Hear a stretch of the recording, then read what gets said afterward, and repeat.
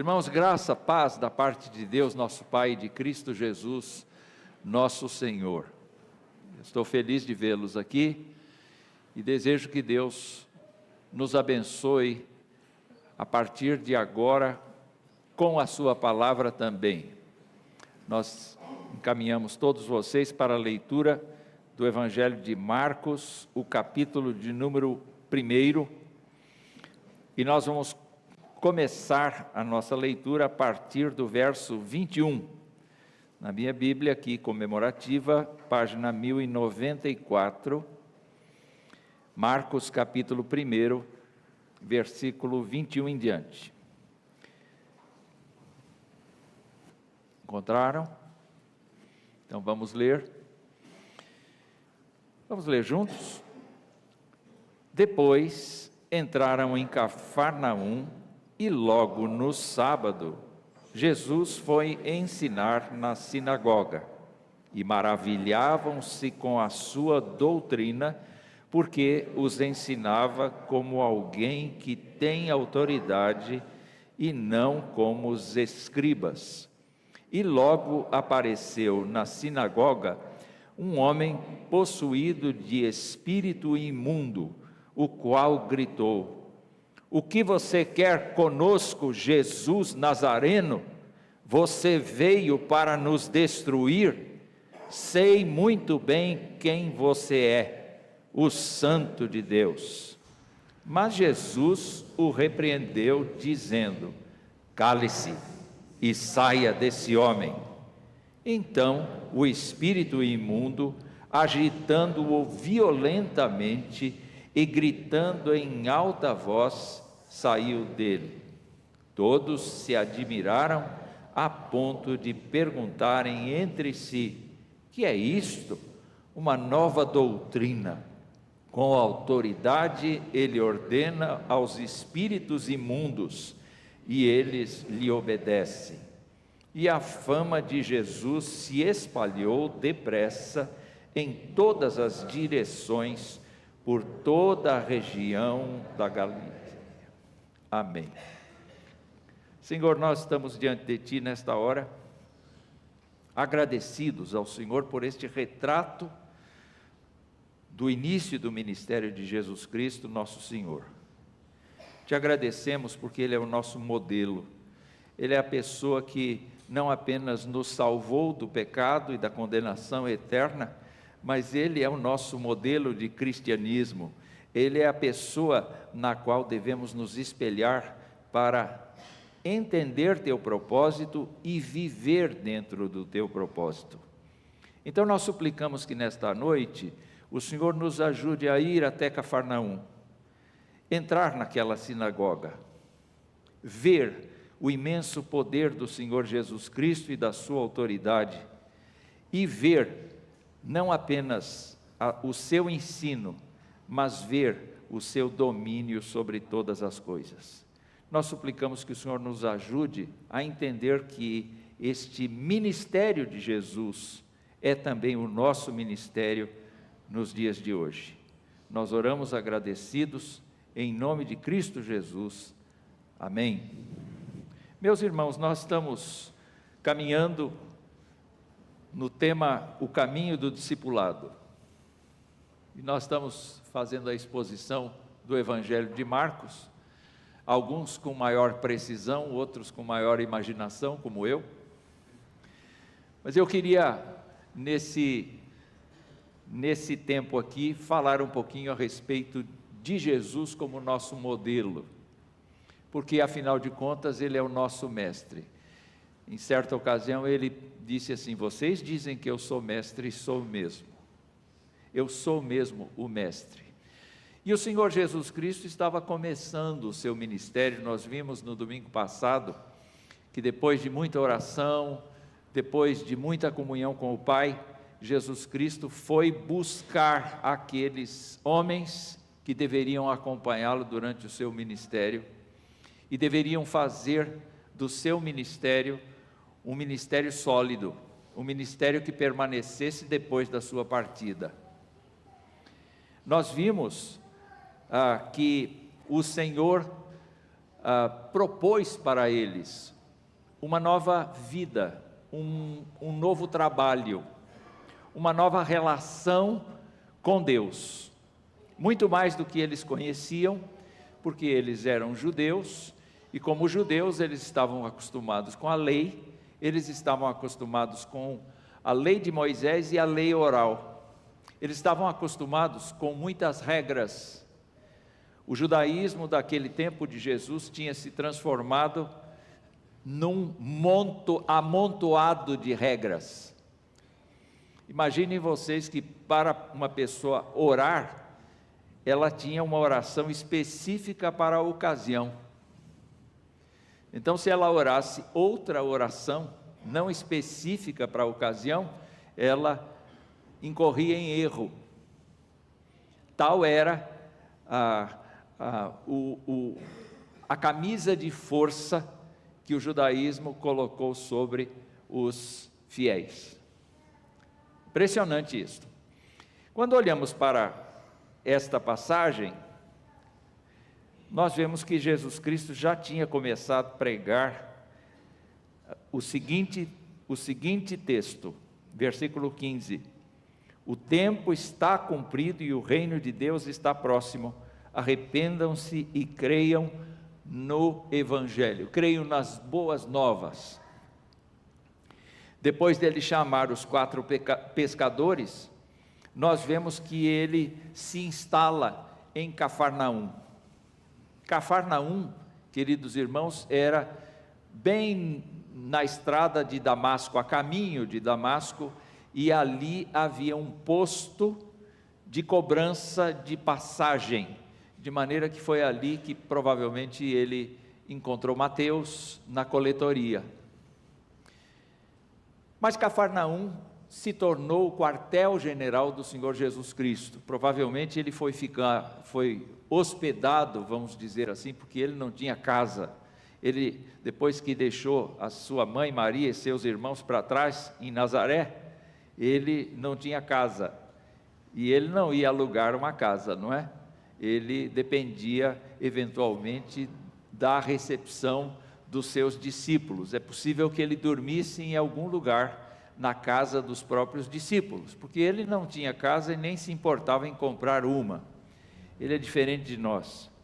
Mas a Bíblia nos mostra que Marcos registra que, chegando em Cafarnaum, o primeiro sábado que ele estava em Cafarnaum, ele já começou a trabalhar. E ele foi para uma sinagoga. Nós não sabemos quando é que as sinagogas começaram, mas as sinagogas ocupavam os lugares onde normalmente havia tribunal para resolver casos entre o povo. Era um lugar onde se orava, onde se lia a Bíblia e onde havia uma explicação da Bíblia. Havia escribas, como o texto mesmo nos diz, como menciona. Os escribas eram pessoas que foram se habilitando no decorrer do tempo de estudarem não só a lei de Moisés, a Torá, mas também eles eram hábeis no sentido de buscarem os ensinos dos rabinos antigos.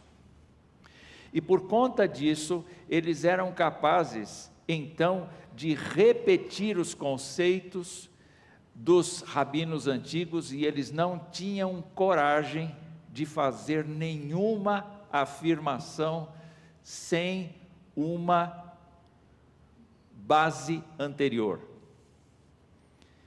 Eu não sei quem é que já escreveu dissertação de mestrado aqui, ou uma tese de doutorado. O fato é que nós não podemos fazer uma afirmação sem que a gente tenha respaldo de um autor.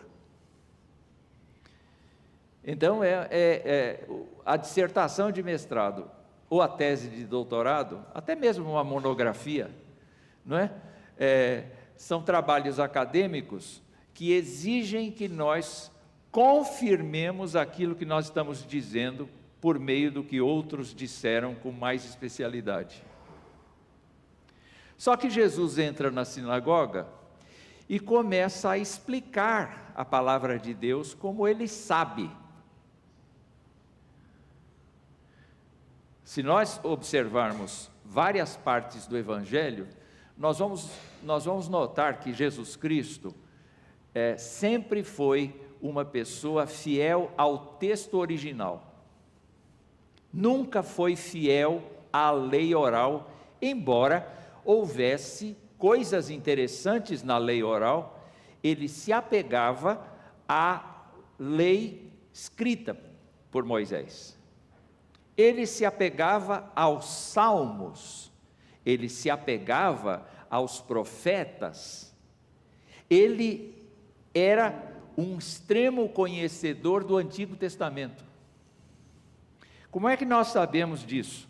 Nós sabemos, por exemplo, no dia em que ele se juntou a 2 discípulos de Emaús, e ele fez uma leitura cristológica do Antigo Testamento, para aqueles 2, enquanto eles caminhavam até Emaús, e os discípulos atestaram que o seu coração parece que ardia,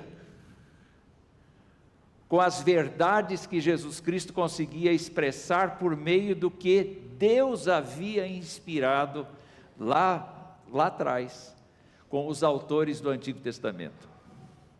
Então, ainda que Jesus estivesse começando o seu ministério, ele não muda de jeito de expor a Escritura. No meio de todo o judaísmo, Jesus Cristo consegue imprimir a visão do reino de Deus a partir do seu ensino. Ele consegue mostrar como Deus é soberano, ele consegue mostrar como Deus é poderoso, ele consegue demonstrar como as profecias que falam a respeito do Messias estão diretamente relacionadas a ele. Por exemplo, em certa ocasião, ele entra numa sinagoga, dão para ele o livro da lei, ele pega o profeta Isaías, ele escolhe o texto e ele lê: o Espírito do Senhor me ungiu. E depois, quando ele entrega o livro, e ele se assenta, que é uma posição de autoridade para ensinar, ele diz: hoje se cumpriu o que está escrito em Isaías. Então, queridos irmãos, a mensagem de Jesus Cristo era essencialmente bíblica, e isso nós temos que aprender. A mensagem de Jesus Cristo não pode ser uma criação humana, ela não pode basear-se na filosofia, ela não pode basear-se meramente nas ciências que o homem desenvolve, ela precisa apoiar-se inteiramente nas Escrituras para ter valor. O que caracteriza Jesus Cristo também é o fato de que Jesus Cristo passou por uma prova muito grande. A Bíblia nos mostrou aqui, no início do Evangelho de Marcos, que ele foi batizado e o Espírito veio sobre ele como em forma de pomba. Nós sabemos que Jesus Cristo foi cheio do Espírito Santo sempre, foi cheio do poder de Deus sempre, como bebê, como menino, como adolescente, como jovem. Ele foi uma pessoa anônima para o seu tempo, porém em todo o tempo em que ele viveu anonimamente, nós não podemos encontrar pecado nele. E por que não podemos encontrar pecado em Jesus? Exatamente pelo fato de que ele não podia pecar, mas também não queria pecar. Sobretudo por conta da presença do Espírito Santo de uma maneira integral, absolutamente plena na sua existência. Aliás, eu quero lembrar vocês que a proposta do Senhor, continua sendo esta também. Um cristão, uma pessoa que aceitou o Evangelho, que confessou a Deus e a Jesus Cristo como seu Senhor e Salvador, é para ser uma pessoa que viva sob o domínio integral do Espírito Santo. Então o que Jesus fez foi simplesmente mostrar como é que um crente deve ser, servindo de modelo, porque ele viveu na força do Espírito Santo. Mas quando ele foi para o batismo e iniciou o seu ministério, parece que o Espírito Santo de Deus o encheu mais ainda. E ao enchê-lo mais ainda, vocês podem imaginar o que acontece quando o Senhor que não peca, toma a palavra que foi inspirada pelo próprio Deus, e a usa na unção do Espírito Santo. O que acontece no coração das pessoas? As pessoas se constrangem. O texto nos diz que Jesus foi ensinar na sinagoga. Ele ainda tinha entrada nas sinagogas. No segundo ciclo de ministério dele na Galiléia, ele já não pôde mais entrar, porque começou a perseguição contra ele. Mas a Bíblia nos diz aqui que eles se maravilhavam com a forma como Jesus Cristo afirmava as coisas do reino de Deus, e não precisava de base atrás nenhuma, como os escribas faziam. E não impunha à congregação os usos e costumes que os escribas impunham. Ele mostrava que o relacionamento com Deus pode acontecer sim, a partir do pecador se abrindo, do pecador se arrependendo, do pecador confessando seus pecados, do pecador abandonando suas faltas. Às vezes eu acho engraçada a afirmação de que Jesus Cristo teria sido uma pessoa inclusiva, porque esta é uma afirmação que se faz hoje em dia, que Jesus Cristo era dos pobres, era inclusivo. Quantas vezes ele disse para as pessoas: vai, não peques mais, mude de vida, saia dessa, não continue no caminho que você esteve até agora, vai, a tua fé te salvou. Quantas vezes Jesus Cristo censurou a maldade, quantas vezes Jesus Cristo censurou a incredulidade, quantas vezes Jesus Cristo censurou os escribas, os fariseus hipócritas, que desvirtuavam a fé e levavam as pessoas para o inferno e não para o céu. O fato, queridos irmãos, é que este primeiro momento evidencia simplesmente o seguinte: a palavra de Deus tem poder. O Evangelho é o poder de Deus para a salvação de todo aquele que crê, primeiro do judeu e também do grego. Se nós pensarmos aqui no poder do Senhor Jesus Cristo, nós ficaríamos absolutamente maravilhados como eles ficaram. Só que nós estamos falando de Jesus, não é? E quando nós estamos falando de Jesus, nós sabemos que temos que falar também do império das trevas, que nós lemos aqui hoje.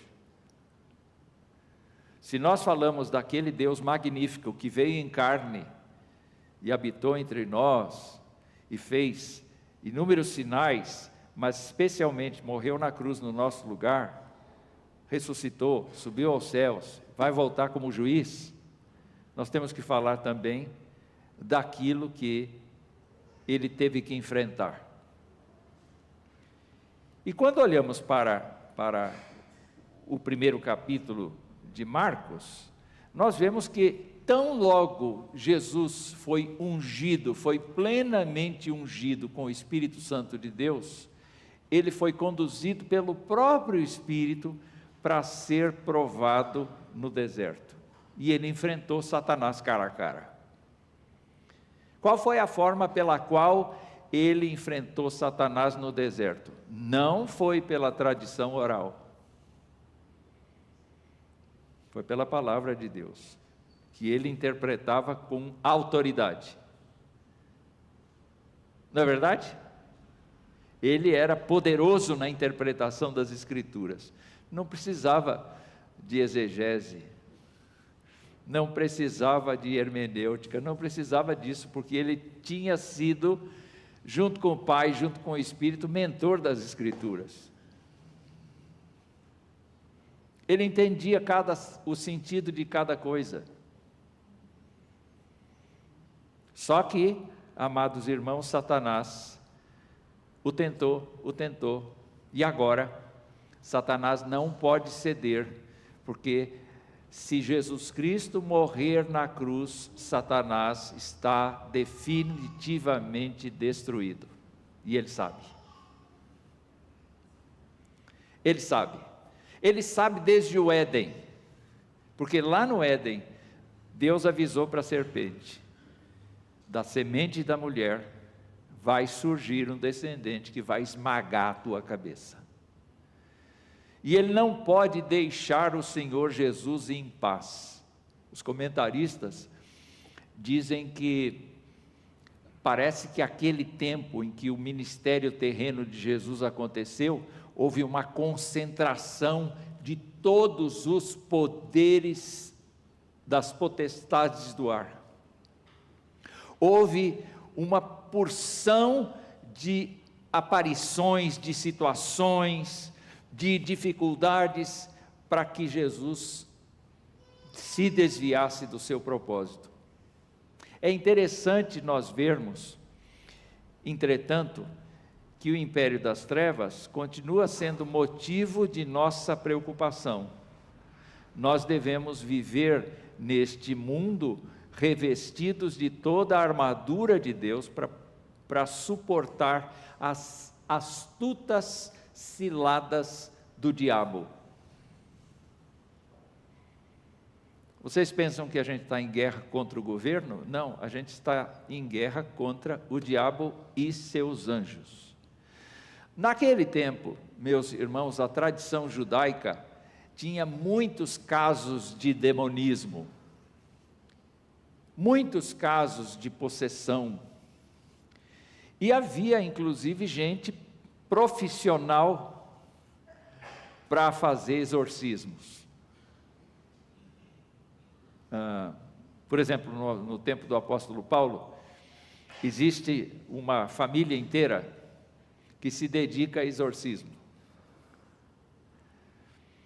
E essas pessoas chegaram na frente de uma pessoa que estava assim, endemoniada, e disseram assim: olha, sai em nome de Jesus que Paulo prega. Porque eles não eram crentes. Eles não eram crentes, mas eles eram profissionais de exorcismo. O que eles faziam? Eles usavam mágica, eles usavam rituais, eles usavam uma rotina de coisas, porque na crendice deles, eles conseguiam expulsar demônios por meio dessas magias que praticavam. Então, diz que vira a pessoa e diz assim: olha, eu conheço Jesus, eu conheço Paulo, mas vocês eu não sei quem são. E bateu em todos eles, e eles saíram nus e machucados, porque eles não tinham autoridade. Eles não tinham autoridade. Quando Jesus Cristo está falando na igreja, eu posso imaginar, na sinagoga, eu posso imaginar uma pessoa distinta, porque o Espírito é que é imundo, não é a pessoa portadora do Espírito que é imunda. O imundo quer dizer, está distante de Deus, é rebelde contra Deus. Toda pessoa que está contra Deus, toda pessoa que rejeita Deus, numa certa situação, pode ser declarada como uma pessoa imunda, no sentido de que despreza Deus, de que rejeita Deus, de que não aceita o Evangelho do Senhor. Essa pessoa pode ser chamada de imunda, mas isso não significa que ela esteja mal vestida ou sem tomar banho.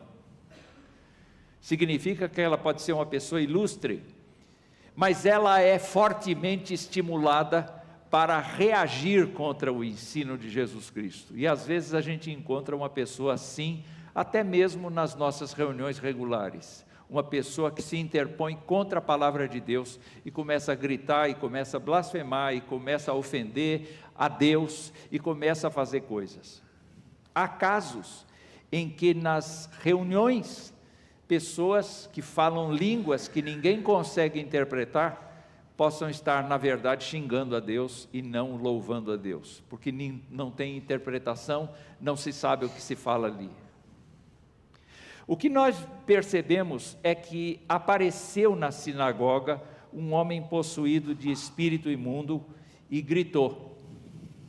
Então eu posso imaginar Jesus Cristo sentado, todo mundo prestando atenção na sua fala com autoridade, mas chega alguém e se levanta e diz: o que você quer conosco, Jesus Nazareno?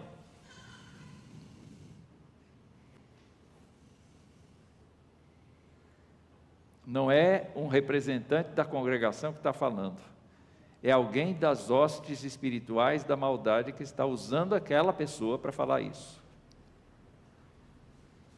Vocês se lembram que no Éden, o diabo usou uma serpente? Esse homem é uma pessoa que está, neste momento, sendo possuída, sendo usada, sendo tomada, inclusive vocalicamente, para expressar o que o diabo está dizendo. E ele diz: o que você quer conosco, Jesus Nazareno? Você veio para nos destruir?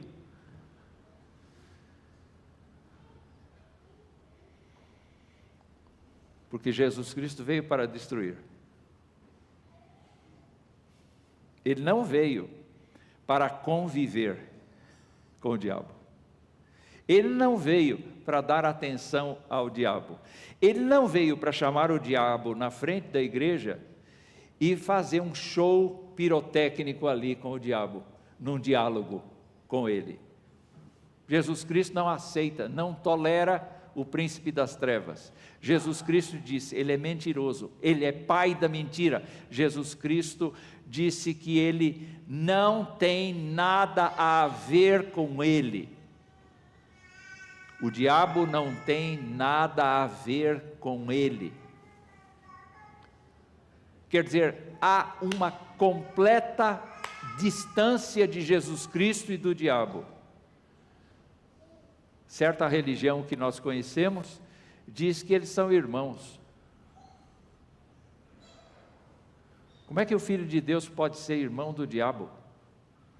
Uma criatura. Mas afirmam isso. E quando olhamos para o texto, ele pergunta: você veio para nos destruir? Porque o diabo já tinha perdido a guerra do deserto. Provavelmente o ministério das comunicações do reino diabólico já tinha comentado esse efeito. Provavelmente na internet diabólica já havia manchete de que o diabo tinha perdido feio no deserto. Mas, meus irmãos, agora nós temos aqui um dos espíritos imundos argumentando contra Jesus Cristo: você veio para nos destruir. Não é com tom de desafio, é com tom de desespero. Porque para Jesus Cristo não há tolerância zero. O diabo não tem lugar no reino de Deus, ainda que Deus lhe permita determinadas ações. Nós sabemos perfeitamente que Deus destruiu o diabo na cruz e tem reservado para ele e para seus anjos um lago de fogo e enxofre. O interessante é que esse espírito imundo, por meio do homem, usando o homem, diz: eu sei bem quem você é. o Santo de Deus. Ele está dizendo uma verdade, por incrível que pareça, está. Mas o objetivo da sua verdade é promover um tumulto. Não é declarar fé. É promover escândalo. É promover confusão. Porque o diabo faz isso, inclusive na igreja hoje. Ele usa crentes. Ele usa crentes para promover confusão na igreja. Porque ele é enganador, ele ludibria. E quando os crentes não estão firmes na palavra, os crentes cedem. Você quer ver um exemplo? Se você abrir a sua Bíblia, lá nas cartas que João remeteu para as igrejas do Apocalipse, você vai ver algumas coisas assim. O que aconteceu com a igreja de Éfeso?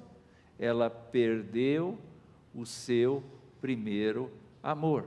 Ela tornou-se uma igreja mecânica. Ela usou de zelo doutrinário, mas, queridos irmãos, com toda certeza, ela já não louvava a Deus como deveria louvar. O Espírito de Deus não atuava na igreja como poderia atuar. A vida da igreja era monótona. Podia estar cheia, mas era uma igreja que não tinha mais o amor.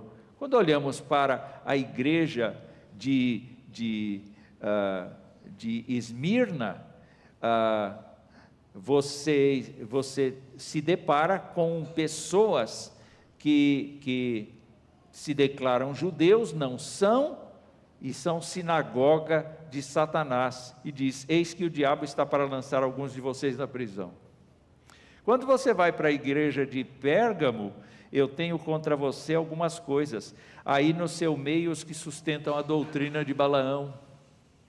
Vocês podem ver que o diabo não quer que a obra de Cristo progrida. Qual é então a reação de Jesus Cristo? Ele diz assim: vamos conversar? Não, ele não fala isso.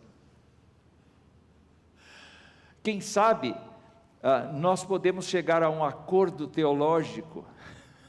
Também não fala isso. Quem sabe nós poderíamos dar um jeitinho aqui e você se acomodar, sente-se melhor. Quem sabe, você quer um copo com água com açúcar? Alguma coisa assim para você ficar mais confortável? Jesus Cristo não tem isso. Sabe o que ele diz? Cala a boca.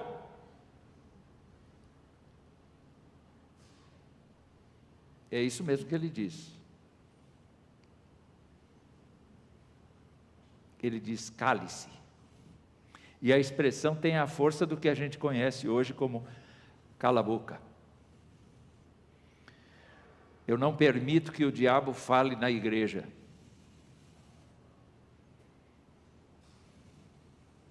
Eu não permito que o diabo tenha parte na igreja. Mas não basta só isso. Ele diz outra coisa: saia desse homem. Não conversa, não faz show. Vem cá, quanto tempo você está nesse corpo? Vem cá, quanto tempo você o que você já fez com essa pessoa? Olha aqui para mim e tal. Isso é zombaria, gente. Isso é zombaria. É zombar com coisas que a gente não compreende. O Senhor Jesus Cristo não dava chance, não. Eu ia falar não dava mole. Não dava chance. Eu não falei não dava mole. Ele não dava chance nenhuma para Satanás. E nós não devemos dar também. Nós não devemos permitir que o inimigo das nossas almas nos pressione, nos induza ao pecado, porque ele não desiste até que ele seja definitivamente vencido e mandado embora. Ele está aqui agora. Nesta igreja estão anjos e demônios. E você tem que estar consciente disso. Agora, o seu coração precisa estar firme na palavra, porque Jesus era involucrado, Jesus Cristo era absolutamente hermético. Ele era hermético.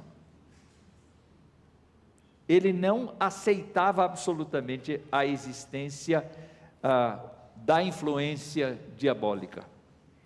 E ele diz: cale-se e saia desse homem.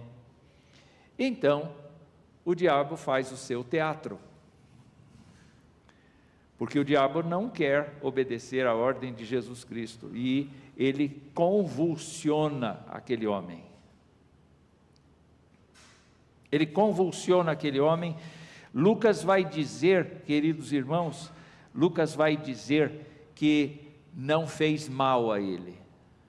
Ele não foi machucado. Mas o diabo convulsionou de tal maneira, agitando-o violentamente, gritando em alta voz, saiu dele. E a multidão que tinha assistido Jesus expor as Escrituras, agora vê Jesus Cristo na prática do poder do Evangelho. Vocês estão entendendo? Não basta nós apenas conhecermos a Escritura, nós precisamos saber que o crente em Jesus Cristo é uma pessoa que recebe do Senhor a autoridade para vencer o pecado e, consequentemente, vencer a tentação diabólica. Um crente está carregado do Espírito do Senhor, e quanto mais ele vive na comunhão do Senhor, quanto mais ele vive no poder do Senhor, quanto mais ele vive na graça do Senhor, mais ele tem discernimento do que vem do Senhor e do que não vem, e mais ele não tolera o pecado e a indução do espírito das trevas. Nós precisamos ter consciência de que estamos em batalha. E o apóstolo Paulo, como nós lemos aqui, nos disse para revestirmos-nos de toda a armadura de Deus para resistir ao diabo.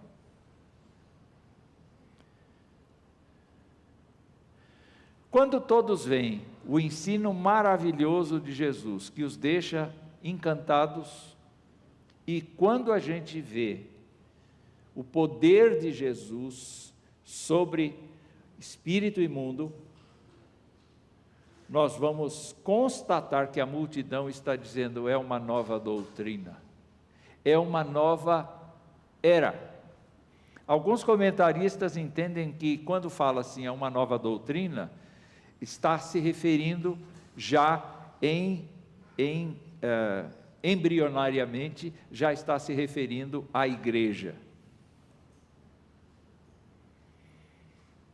Eu não quero chegar nesse ponto, mas eu quero lembrar a todos vocês, queridos irmãos, que quando os apóstolos foram comissionados para ir de 2 em 2, Jesus Cristo deu para eles o poder de curar enfermidades e de expulsar demônios pelo nome de Jesus. Quando Jesus subiu aos céus, ele deixou em seu lugar o Espírito do Senhor, e o Espírito do Senhor levou os apóstolos a dizerem assim: resisti ao diabo e ele fugirá de vós.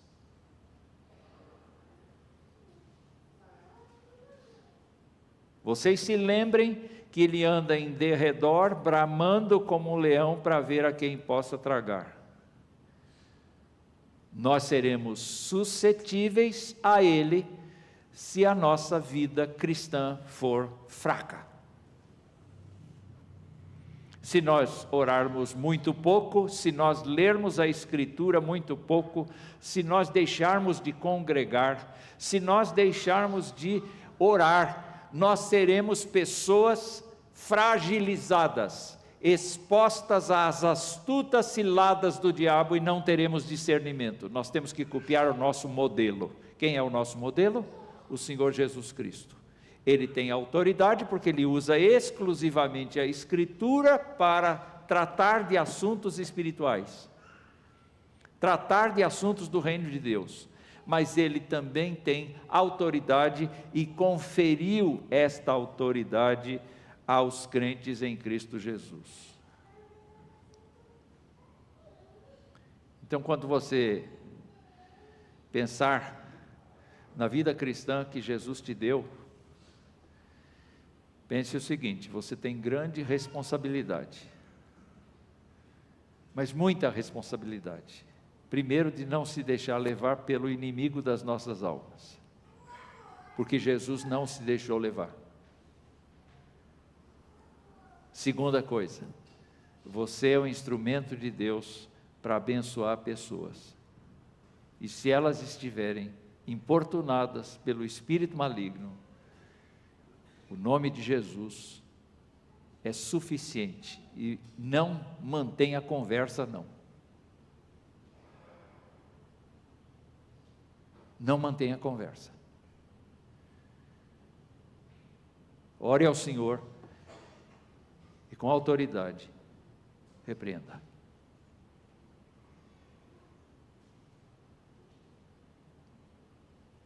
Você pode avaliar então a responsabilidade que está sobre nós como crentes. Nós temos o Evangelho nas mãos, que é a mensagem de libertação.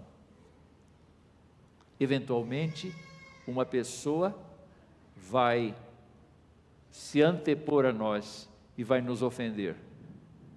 Ore ao Senhor, se mantenha firme na palavra de Deus, não desista. E não aceite as sugestões de alternância. Não, isso deve ser problema psicológico, isso deve ser problema psiquiátrico, isso deve ser aquilo, isso ou aquilo. Gente, nós temos profissionais que conseguem identificar distúrbios,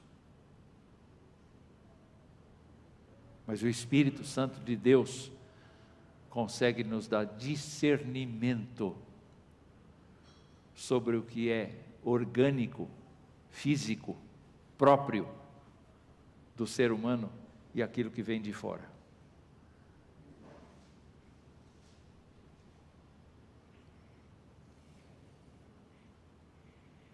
Pense no poder de Deus, pense na graça de Deus, pense no fato de que você precisa, sim, estar em comunhão constante com o Senhor para viver neste mundo. Não é para ficar expulsando demônio, é só para viver neste mundo, porque este mundo é hostil, espiritualmente morto. E toda vez que a gente evangeliza alguém, toda vez que a gente compartilha o Evangelho com alguém, nós estamos entrando no império das trevas. Então, não faça como a gente está assistindo hoje em dia nas igrejas evangélicas. Seja temente ao Senhor, aprenda da sua palavra, confie a sua vida ao Senhor, porque o nome de Jesus é poderoso. Está assustado? Eu espero que você esteja.